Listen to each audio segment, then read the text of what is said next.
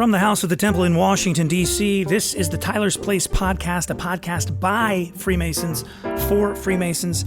I'm your host, Maynard Edwards, 33rd degree, and our podcast is brought to you, as always, by the Supreme Council of the Scottish Rite, Southern Jurisdiction, Mother Supreme Council of the world. And speaking of the Supreme Council and podcasts, I hope you're checking out our other podcasts, including the Scottish Rite Journal podcast, hosted by Brother Matt Bowers, 32nd degree. It now features the Grand Commander himself reading some of his Grand Commander's messages from the pages of the Scottish Rite Journal. Those messages are always impactful, and I know sometimes you get too busy to read the journal. Well, the Grand Commander himself is going to read it for you, so make sure you subscribe to the Scottish Rite Journal podcast. Definitely worth a download. Also, make sure you're a subscriber and a viewer to our YouTube channel. It is now the most watched Masonic channel anywhere on the interwebs. So if you're missing that, you're missing some great Masonic stuff. And speaking of the interwebs, if you're a regular net user or scroller or reader of blogs, etc., you may have run across an article recently that's been making the rounds, and it's called Freemasonry Might Be the Cure for Gen Z Men's Desperate Loneliness.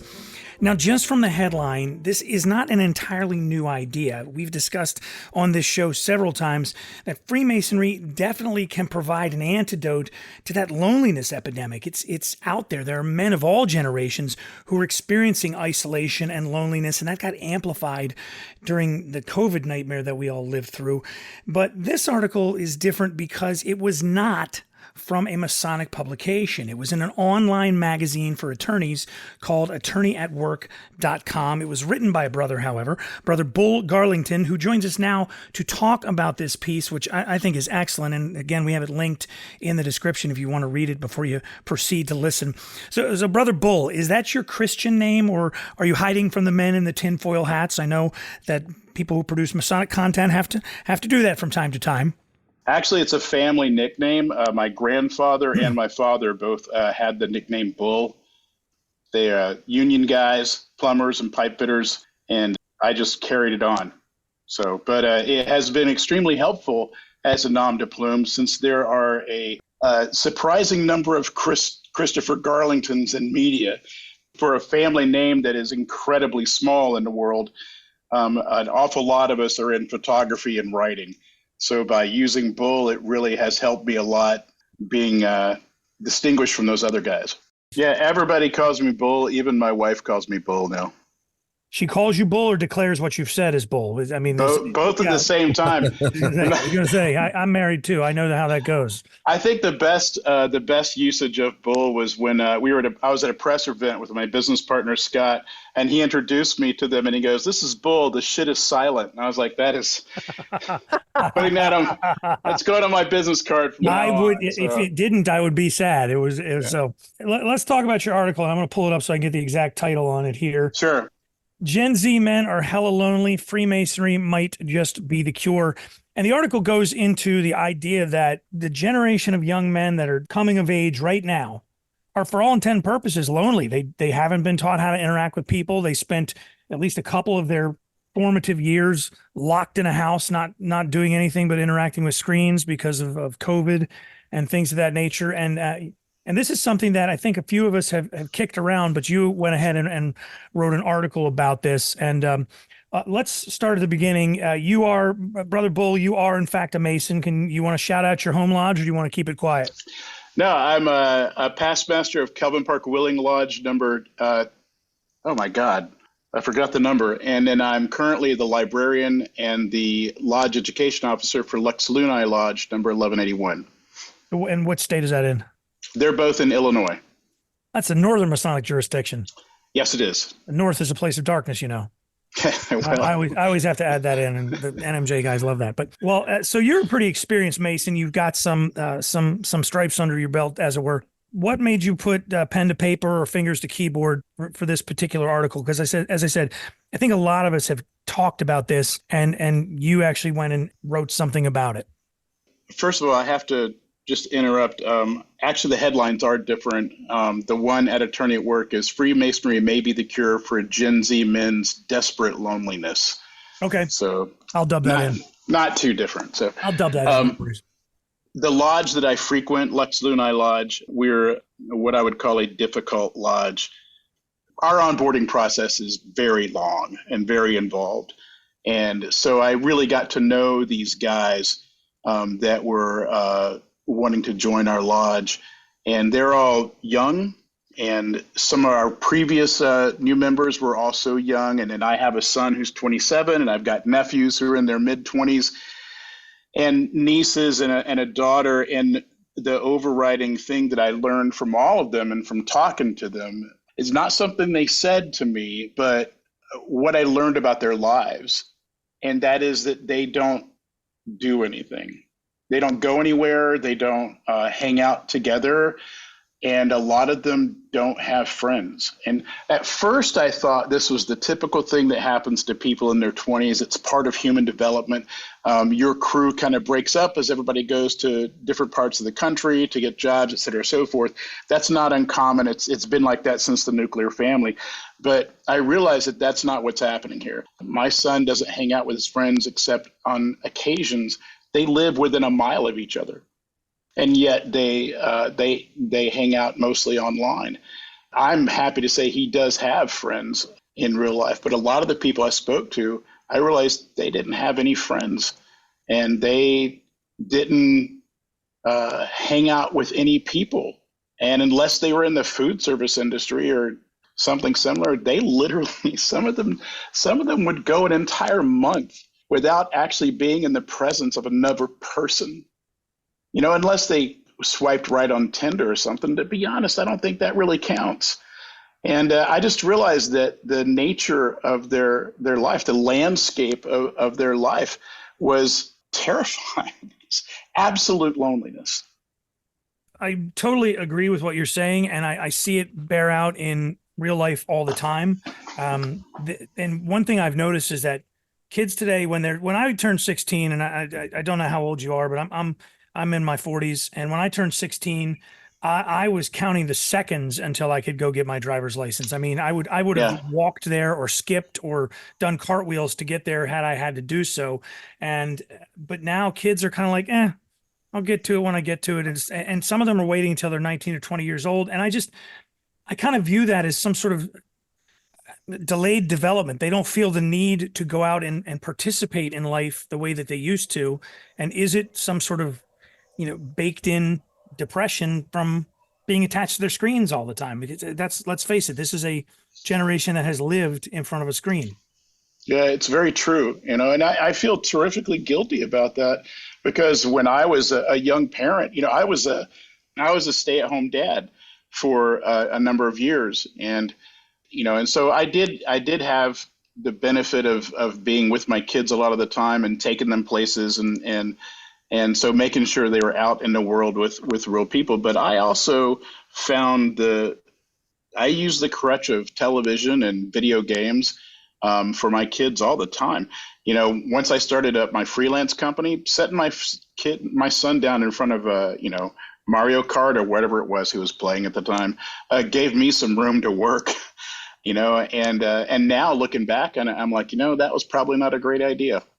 The thing about cars, however, that's an interesting choice because of the way technology has advanced and the way that society has integrated a lot of these major technological breakthroughs into the way society works, means that we have both things that are turning out to be bad, like what we're talking about, the isolation, but also things that are going to eventually be pretty good. For instance, the fact that kids don't want to drive, that's an artifact of technological change. They don't want to drive because they realize they don't have to. They're not going to, in the next 10 years, they're not going to need to drive. They're going to have Uber. They're going to have self-driving cars. You're going to be able to call a car same way you call a divvy bike. You're not going to need to know how to drive. And so I think that's not exactly the same thing as the loneliness thing or a depression thing. I believe they honestly think that owning a car is ridiculous. I understand your point. I know it's not a one-to-one analogy, but to me, it represents sort of the letting go of kind of a life milestone and saying, I don't need to do that because I don't have any friends. Who am I going to go visit? What am I going to do? So who am I going to go see? That's true. everything I want to do, every person I want to see is here in the palm of my hand. I don't have to leave this couch. I've got Doritos and tons of Coke in the fridge. Why bother? And mom and dad will take me anywhere I want to go in a lot of cases. But you know, I mean, That is true. The automobile and getting your license is not unlike even when going even a little bit younger. You get your first bicycle, man, you're free. You're no longer bound by your feet. You got wheels and you can go a little further. It expands your world. And then you get that car and you can drive. Now, see, I'm very blessed. My boy, I tried to get him hooked on video games because I, like you, I was a stay-at-home dad for a while and I had to do some freelancing. And so I needed him to be in front of the Xbox or whatever. And he had every PlayStation, Xbox, and stupid thing there was. And he just had no interest. So, you know, consequently, he's broken every bone there is and cost me more money than I ever want to discuss. But he also was a DeMolay. And so that required him, much like the Masonic fraternity, to be with people, you know, all the time and participate and be out and involved in things. So, you know, you link and call Freemasonry sort of one of the cures for loneliness. And I 100% agree. In talking with your son or with other Gen Zers or even millennials about this, have you had any takers yet?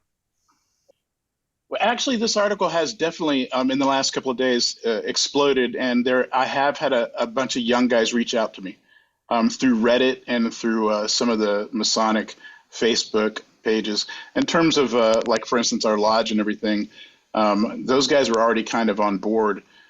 What I did see is, for instance, in our youngest member who just got his first degree this week after almost 2 years of waiting, not just waiting, active.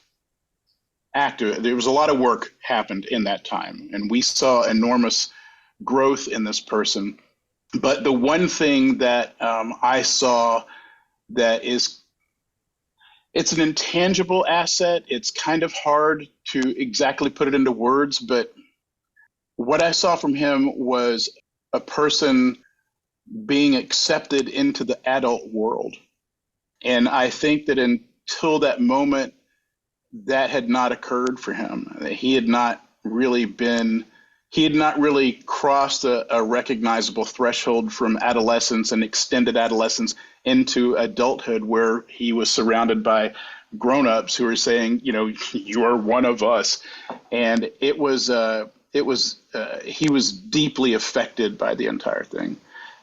I saw the change in him over nearly 2 years, from a person who was isolated and very, very shy.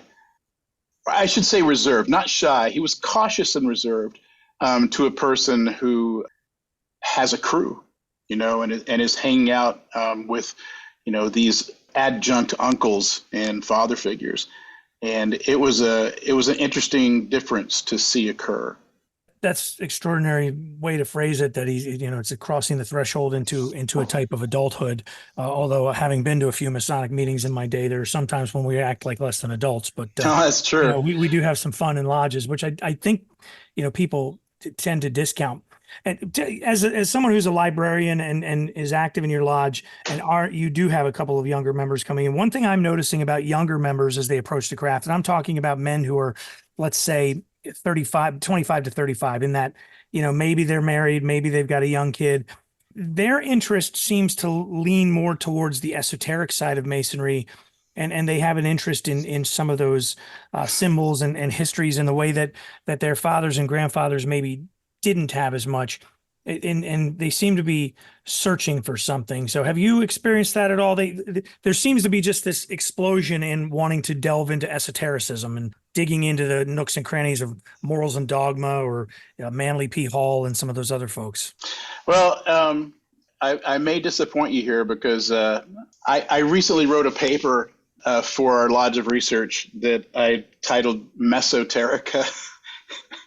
I'm with you, brother. I'm not into any of it.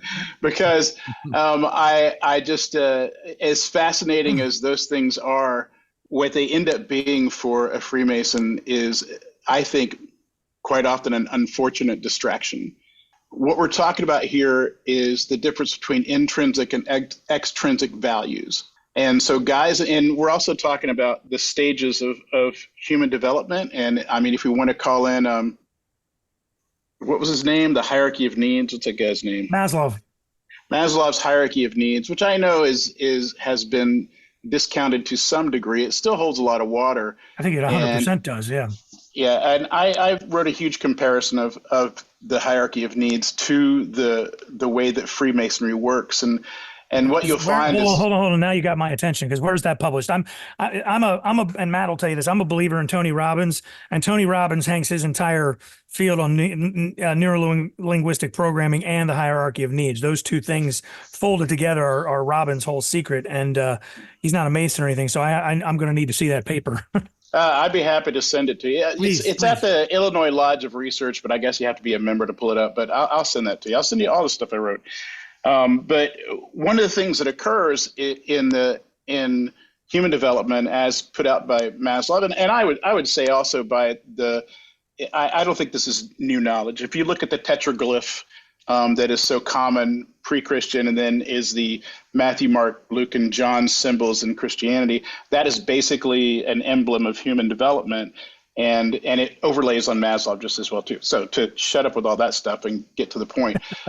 Guys that are in their mid-20s to early 30s are in that portion of their adult development where they're established. They usually have a place to live. They have a job. They have the things that normally account for being established. The next thing that they're looking for is esteem, both inner and external esteem. A lot of people call this a purpose, and they have a tendency to look outside of themselves because they're young. And so, of course, it's outside of themselves. And that's why they turn to esoteric things, because they're like, well, it must be there. The answer that I'm looking for to the question that I don't even know I'm asking must be in the Kabbalah, or it must be in this magical order, or it must be in Freemasonry, or it must be in whatever they're drawn to. And what happens is they spend a number of years rabbit holing into whichever one of those things that they choose, only to find out that that's not it, that the answer to the question that they didn't know they were asking is, as all old men can tell you, in their heart. I look at Freemasonry in terms of a philosophy, or as a moral philosophy, let's say, as being very practical in its application. If we start with the entered apprentice degree, the first symbol that you really get handed after you're brought to light, let's say, is the 24-inch gauge in most of the lodges that I've sat in. I don't know. I'm sure that Illinois uses some version of Preston Webb, so you get that 24-inch gauge and the common gavel in your first degree, and it's about time management. It's about And Pike gets all high and mighty about this in some of his writing and says nobody could really break it down into 3 8-hour segments. Even if you were a monk, it wouldn't work. Well, no, it's a metaphor. It's a metaphor. Yeah, Pay attention to your time. Set aside time each day for these things, because these things. It's a loose guide. Right. I mean, I don't sit there and go, well, 8 hours is up, I've got to go to sleep immediately. That's dumb. But it's a message to me as a human. My time is the first thing that's presented to me, so it must be pretty important. I would push back at you, though. Really? How? Okay, go ahead. I'm going to push back at you as the first symbol of that a petitioner experiences on their Masonic journey is much further back in the process than that. And the first real symbol, the first real lesson of Freemasonry is when they are caused to knock on the door to the lodge. I just did a video about this. I 100% agree. You're right. That is one of the most important moments in all of Freemasonry, in all of the degrees, is the moment when that guy has to ask to come in.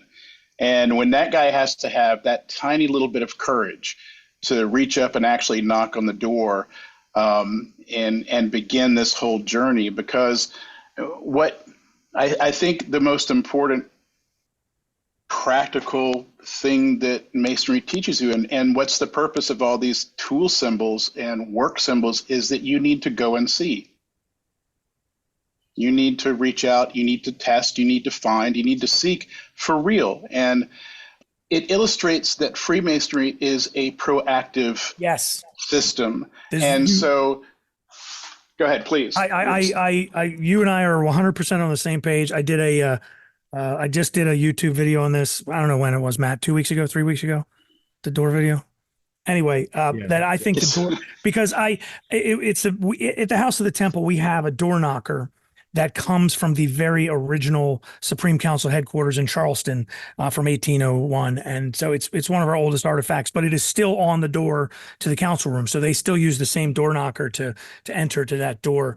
And I think you're right. It shows that you have to be proactive, and it has to carry past your first entrance into lodge. So I concede that, but I still think the 24-inch gauge is one of the earliest ones. And I think that speaks to its importance of managing your. We could argue all day about this, because I'll push back at you again. Okay. And say you're still too far into the process. And after this, I really want to hear what Matt has to say. But after you knock on the door, the very next lesson you learn is to invoke the aid of the Almighty.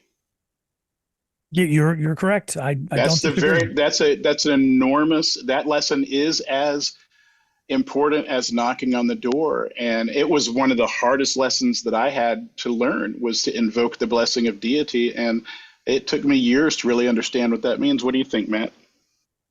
I'm out of my element listening to you two talk right now, only being a couple years into Masonry. So, go. Well, Bull, I want to in terms of bringing those younger guys to the lodge door to take that first courageous step, and you're 100% right. It is an act of courage that seems it's the one small step for a man, but one giant leap of mankind. It takes a huge amount of courage to muster that up, to go to this strange building down by the library where all those creepy guys are hanging out. How do we get? Can I say something to that? Sure. Is it something necessarily courage, or is it's just not someone's time? That's what I felt when I finally decided to join. I just, previous to that, I just didn't. After thinking a while, I just didn't think it was my time yet. Does that make sense? It does make sense, and I would like to talk about the definition of courage right there. And I think a lot of times that courage becomes an enormous word for a lot of people, an enormous concept for a lot of people, and they equate it with running into a burning building or jumping into a fast river to save someone who's drowning. But let's face it, that's not going to happen in our life. It's very unusual that you're going to live a life where you have to run into a burning building, and if you do, it's because you're a firefighter, and hopefully, yeah, or an arsonist. Yeah, an arson. I mean, yeah, right. He's checking his work. Most courage is in a smaller space. Most of the courage you have to employ in your life is really in the space right in front of you. And I do think even if you're making the decision to wait, once you stop waiting, I do think that is an act of courage. And when you knocked on the door for the first time, Matt, you were acting courageously. Maybe I don't look at it that way, only because Maynard and I have been friends for a long time, played in the band together, and a lot of those brothers I had already known. They would come out to see us play. They'd come out with their wives or their girlfriends. So I already had a little bit of familiarity with them, as opposed to someone else that's knocking on the door and maybe knows one brother or none at all.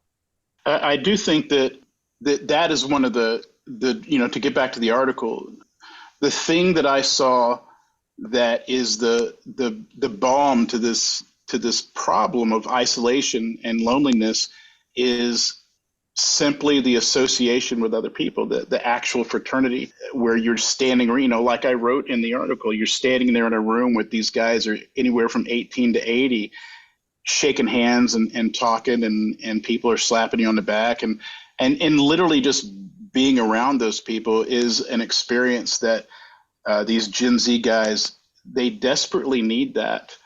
And I know there's so many great lessons and so many great talks and all these different aspects of Freemasonry that are very important. But the truth is that I really feel like the most powerful aspect of our craft is the fraternity that we have. The friends that I've made through Freemasonry are the most extraordinary people that I have ever known. And the idea that I could have met them any other way is just, it's unlikely. 100% true. You're preaching out of my choir book again. I think when you're born and you're in elementary school, you're friends with the people your parents chose to live near, Yeah. by virtue of school. And then you get a little bit older and you choose what college to go to. You're friends with whoever chose to go to the same college as you for a couple of years. And then, as you said, there's that part in life where your crew has to break up a little bit. You have to all go on and start your lives. And then, again, you're friends with whoever you happen to work with or whoever you happen to live next door to because of convenience. And, you're with these people 8 hours a day, but that doesn't necessarily mean that you share a common value system or a common philosophy or a common thought. And, I think to a large extent, a lot of churches and places of worship have turned people off for one reason or another. And I don't want to get down that rabbit hole, but, Masonry specifically offers men a place to go and have friendships and bonds built on values. And as you said, how would you meet any of these people otherwise? I mean, one of my best buddies is a railroad engineer. I would have never met him. I was a radio guy. And there's another guy who sells supplements for dogs. I mean, he's one of my best buddies. He sells. So how would I ever, it's not going to run into him on the street and strike up a great friendship. It just, but by being in lodge, working together as officers, working together in various ways, we're extremely close. It's a very ecumenical experience, but that leads us to the great big scary elephant in the room for people that are non-Masons. And that is, but it's all dudes, right? And, and I had to rewrite my article for Attorney at Work because there was pushback from the editorial department, and and they said, hey, we serve more than just guys in this magazine. And I said, I get you. And the research, part of my job is to do research. I use JSTOR and a bunch of other scholarly LexisNexis and all those things, and shout out to the local library. And so even though my article is directed towards Gen Z men, the statistics show that there's not this divide between men and women that people think used to exist. And maybe it did. I don't know. Right now, it does not exist. Women are equally as desperate and lonely as men. Co-Masonry is very interesting, but I don't really know enough about it to advise right there. Their website is certainly dignified. And there's big brothers and big sisters, and there's things like my friend runs an organization called Living Vicky, which helps mentor women that are entering the professional workspace for the first time, and it makes sure that they land well. Those things exist, but kind of a thing, an analog for Freemasonry really isn't out there. And it was a hard thing for me to address in the article because a lot of Gen Z people have two major problems with an organization like Freemasonry. The first one is that it is kind of a religious institution in the sense that there is a holy book that we have very central, and you need to have a belief in a supreme being. For Gen Z, that's often a 50-50 kind of thing there. A lot of Gen Z are either agnostic or they are strictly atheist. Secondly, really not big on exclusion, and they see our fraternity as exclusionary, which is not accurate.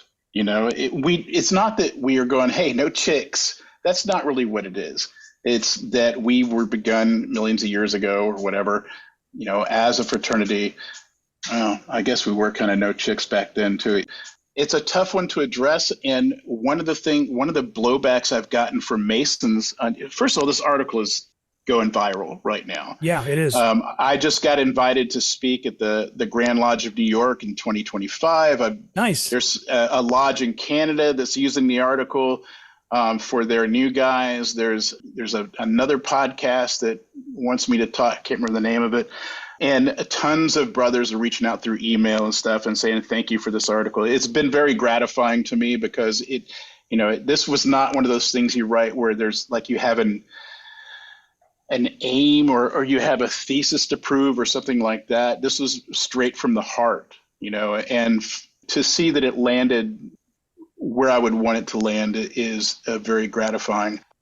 Now, I do agree with you to some extent that there isn't a one-to-one equal group for women. And I think I'm okay with that, and I'll tell you why. For the same reason I was okay with there being Boy Scouts and Girl Scouts, and it's not about exclusion. It's not about keeping someone else out.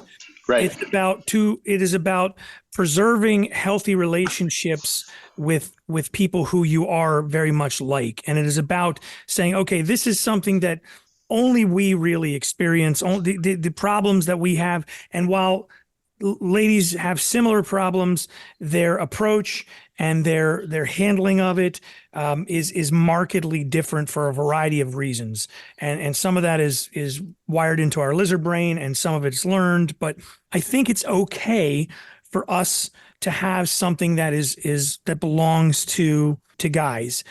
And I don't know that it's our job to build something for them. So I think most women would respond to that with, yeah, no, it's not. We got this. We're cool.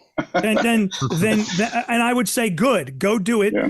Leave us be. Then stop asking us why you can't join.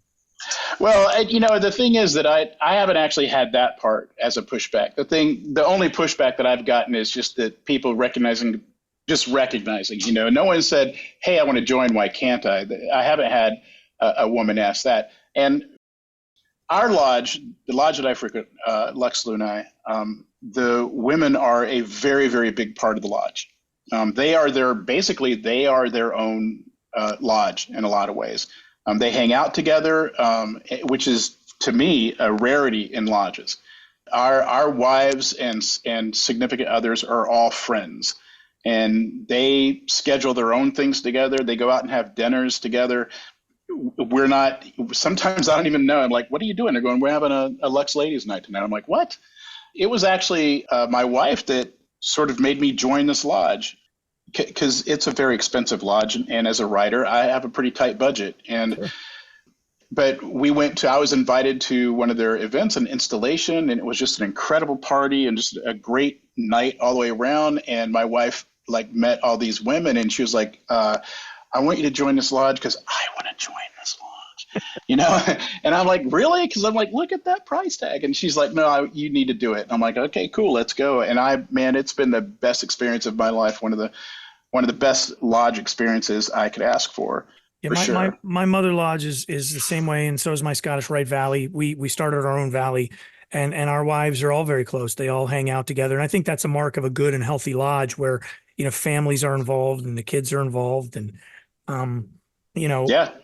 My buddy Dave, I mentioned, the railroad engineer. Tonight, our Scottish Rite Valley has a festive board / table lodge, whichever nomenclature makes more sense to you, and his wife. Sometimes she wants to go to things, and sometimes it's too late for her. She doesn't like being up past 9. But he says, hey, he woke her up one night. He goes, hey, you want to go to dinner with Maynard and his wife?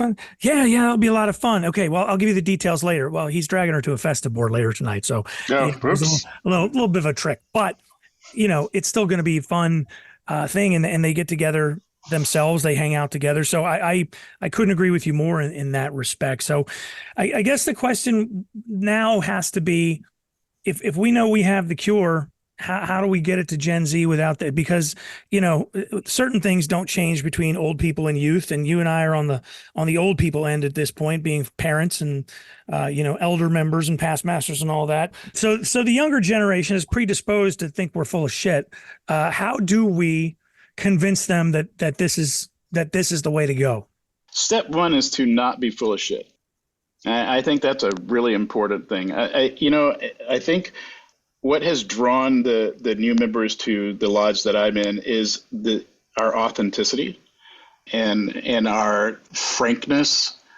We don't. We're pretty clear about what it is we're doing, and so it's an interesting and difficult question to answer, because it brings into call a couple of different things. One, it brings in a process. You have to question the process in general. And the process for many lodges is, unfortunately, there's no achievement for the new guys at all.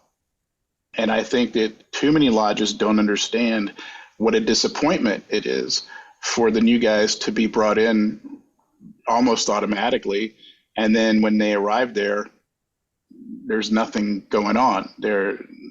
There's this huge premise that you're going to come in and all these things are going to be revealed to you, and they come in and it's like, that doesn't happen. And one of the things that an article like this, because I've published a few things before that didn't hit like this, but I've given a lot of speeches at lodges too, and invariably what happens is the young guys come up to me afterwards and they go, man, that really spoke to me. And the old guys are like, nah, you're full of shit. And the young guys are like, oh, I really want to hear more. And I don't think a lot of lodges understand that hunger for achievement is there. They think it's hunger for numbers, and that's wrong. The second thing is that this brings into question the idea of marketing our craft.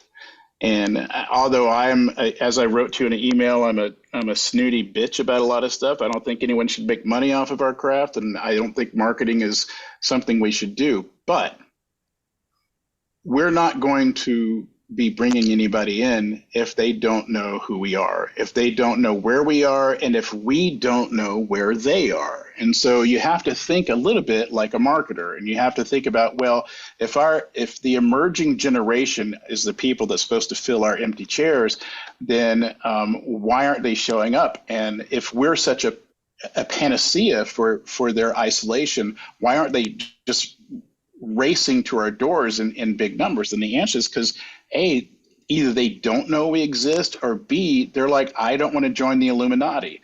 And so what we have to do is we have to think about where their attention is and where they spend their time, and we have to be there in a way that's authentic.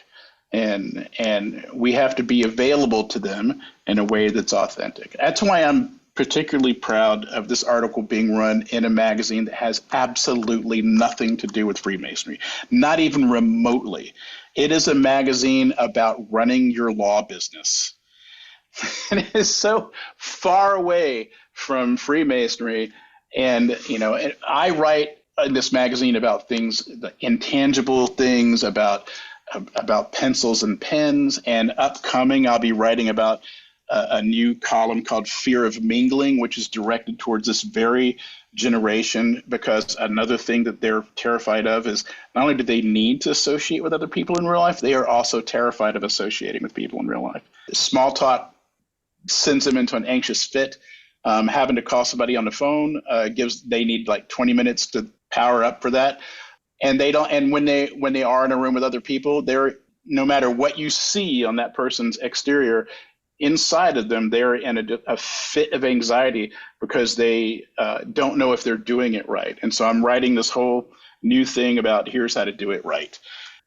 So I was really happy that this article ran in a magazine that had nothing to do with Freemasonry. And that's an example of what needs to occur. So many Grand Lodges have these beautiful tools. They have these magazines that they publish. And I don't think they realize the value of a website and a print publication like that. California does, and I think maybe New York does, but California's magazine for Freemasonry is run by a non-Masonic crew. They hired professionals to put that magazine out. And so their magazine has a much broader vision than Freemasonry. So you can leave their magazine in a library or a college or some other place, or even in a bookstore in their magazine rack, and somebody might come up and be interested in the story that's on the cover, because the story on the cover isn't like, yay, Freemasons. It's like, here's a new thing in astronomy. And so it is related through the 7 arts and the liberal arts and sciences, but it's not inward focused to our craft, which is just such a mistake that so many people make is they immediately spend the rest of their life studying the minutiae of Freemasonry. And it's like, hey, maybe take a look at the second degree, because that's the wrong direction. You're supposed to be looking outward. And if Freemasonry can find a way to authentically place itself in front of these people, then they will see its value. But until we can do that in a way that is not prescriptive, we're not like, hey, we're great and you need to come over here and acclimate to our way of doing things because we're so cool. That is not the way it works.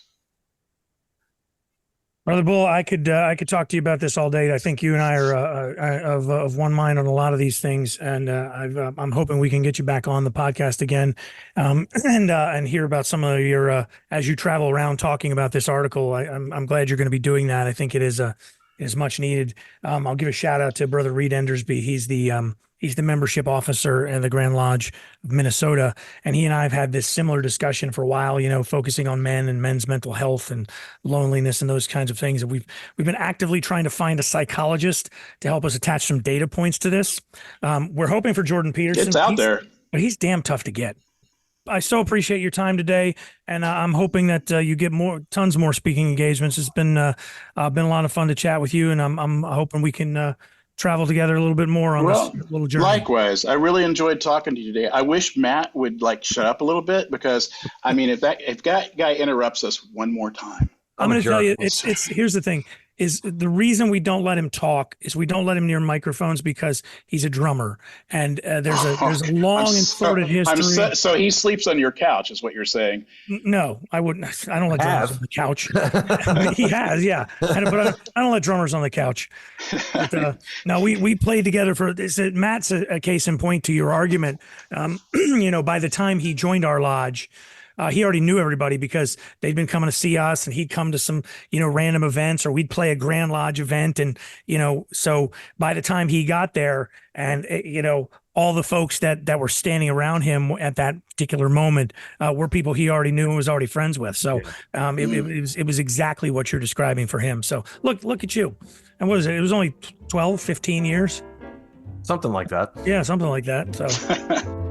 That is Brother Bull Garlington, author of Freemasonry Might Be the Cure for Gen Z Men's Desperate Loneliness, an article that recently appeared in attorneyatwork.com, which is an online magazine for attorneys.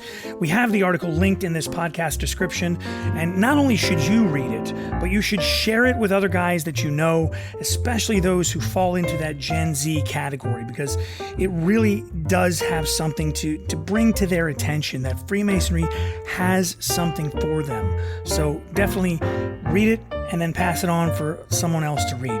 And I have to say, you only heard part of my chat with Brother Bull. He was a great guy. I had a great time chatting with him. Great person to bounce ideas off of. And I'm looking forward to bringing him back onto the Tyler's Place very soon. But in the meantime, that is going to wrap up this edition of the Tyler's Place podcast.